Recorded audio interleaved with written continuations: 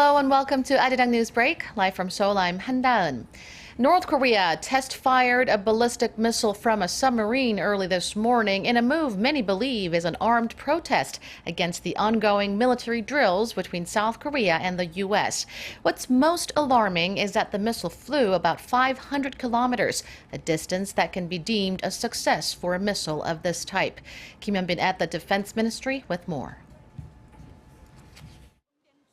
South Korea's defense ministry on Wednesday said that North Korea fired off a submarine-launched ballistic missile that flew some 500 kilometers before falling into the East Sea. The SABM was fired Wednesday morning from a submarine in waters off the eastern city of Sinpo. Officials added that the missile breached Japan's air defense identification zone by about 80 kilometers. South Korea's Joint Chiefs of Staff says the launch is a clear violation of UN Security Council resolutions that ban the North from conducting these kinds of tests.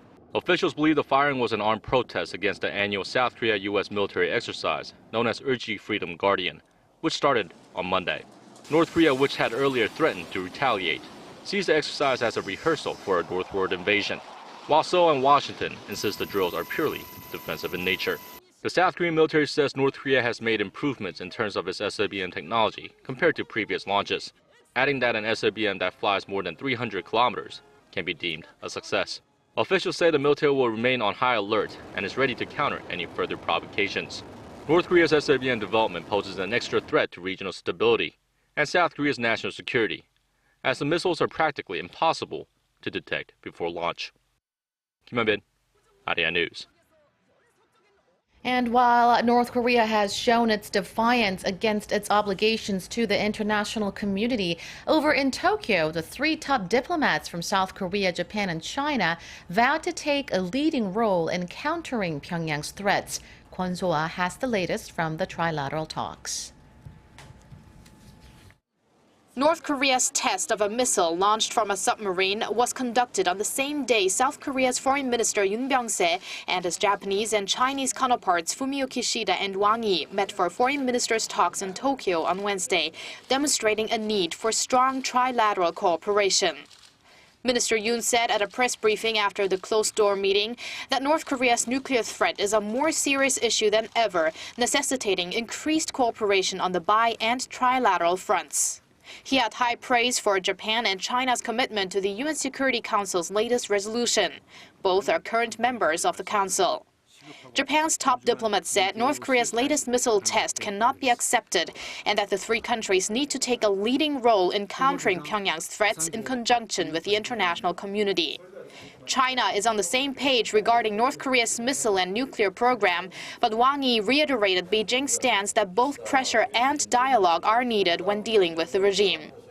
The three ministers expressed hope for a successful G20 summit in China next month and agreed to work toward a trilateral summit among their heads of state. But prior to the trilateral meeting on Wednesday, the ministers from Seoul and Beijing were said to have once again expressed their differences on South Korea's decision to deploy the U.S. missile defense system THAAD to the Korean peninsula. Kwon So-ah, ARIRANG News. Korea's national Olympic team has arrived back home after making the nation proud at the 2016 Rio Games. They achieved their goal of finishing in the top 10 by winning 9 gold medals. Our Shin Se-min was at Incheon International Airport, where they were greeted by a jubilant crowd. Proudly walking in with Korea's national flag, the final group of Team Korea's Olympic heroes returned home on Wednesday, finishing up their 17-day sporting journey in Rio. The group, comprised of 70 athletes and a number of team delegates, was welcomed with warm cheers and hugs from their family members and friends. Taking center stage was a ceremony officially disbanding the squad. Korea's Minister of Culture, Tourism and Sports Kim Jong-duk thanked all the athletes and the support staff for their stellar efforts in Brazil. We as a nation are so proud of all of you. Your efforts in Rio in the face of challenging conditions and security concerns brought the Korean people so much joy and excitement. All our athletes showed great sportsmanship and competed in the events fairly.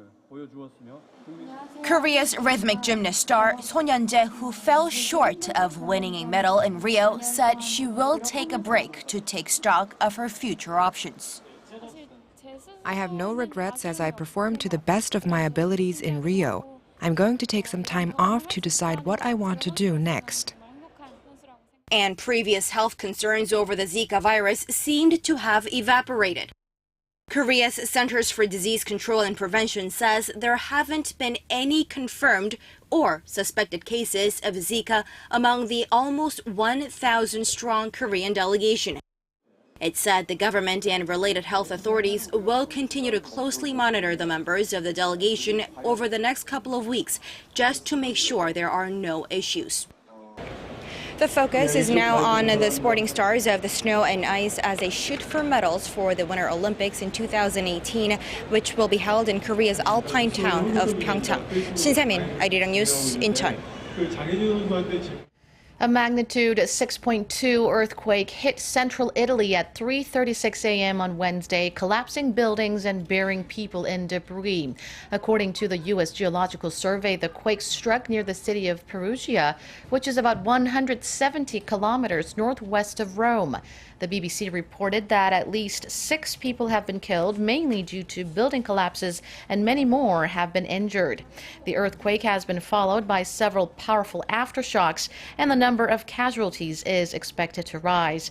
The mayor of Amatrice, in the hardest hit area, told Italian radio half the town is gone and people are buried under rubble. We'll have full coverage of Italy quake as we learn more. That's all for now. Stay tuned for more analysis on North Korea's latest provocation here on ARIRANG. Thank you for watching.